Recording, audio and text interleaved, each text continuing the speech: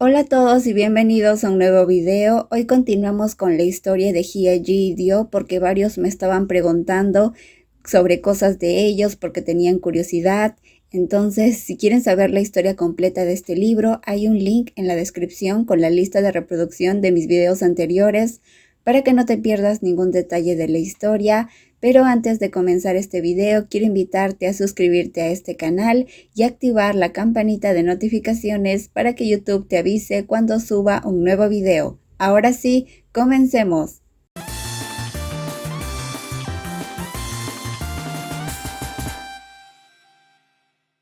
En el video anterior les conté sobre el trauma que tiene Dio, un suceso que provocó que él perdiera sus recuerdos de infancia.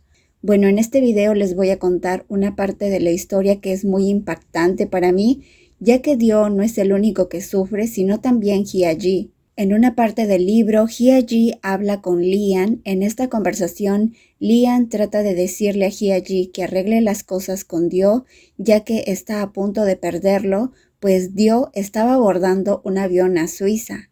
Hye-ji le explica que no es fácil hacer algo al respecto porque tiene mucho miedo. Lian menciona que tal vez el temor de Hye-ji nació a partir de un secuestro que vivió cuando era niño.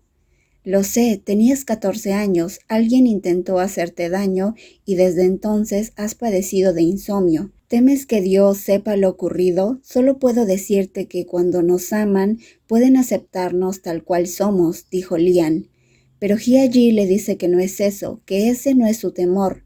O sea, imaginen todo lo que ha sufrido Hye-ji, ni siquiera tenía miedo cuando lo secuestraron de niño. Hye-ji estaba temblando mientras hablaba. Le explicó a Lian cuál era su verdadero temor.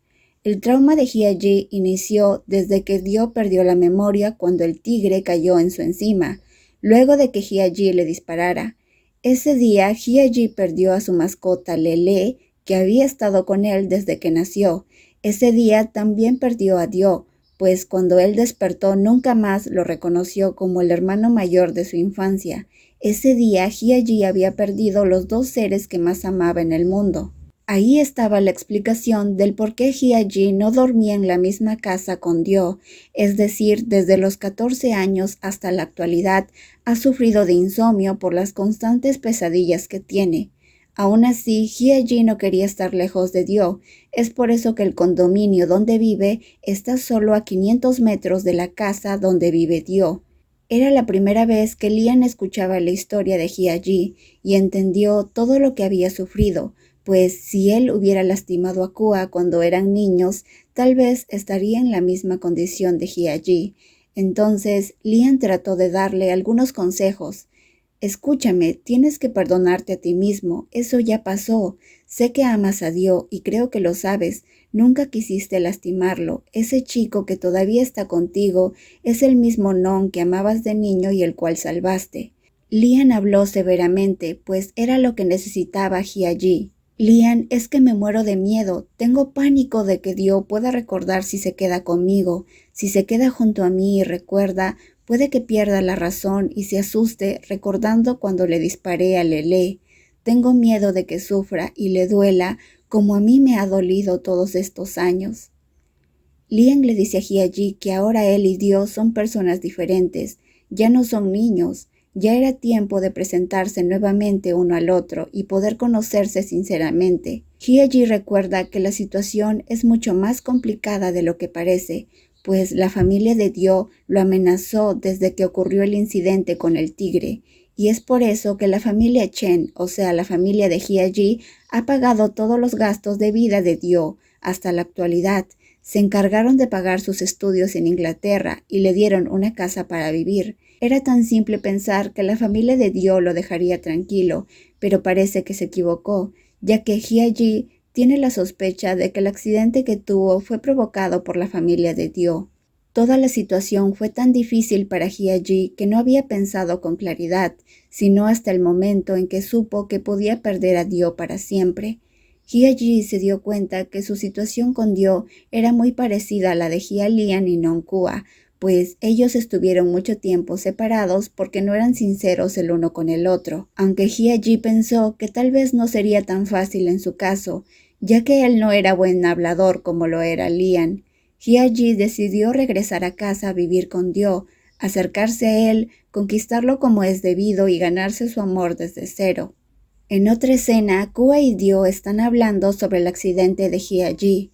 Kua le dice a Dio que tal vez Hye-ji sí lo ama y por eso fue a buscarlo al aeropuerto y evitar que se fuera.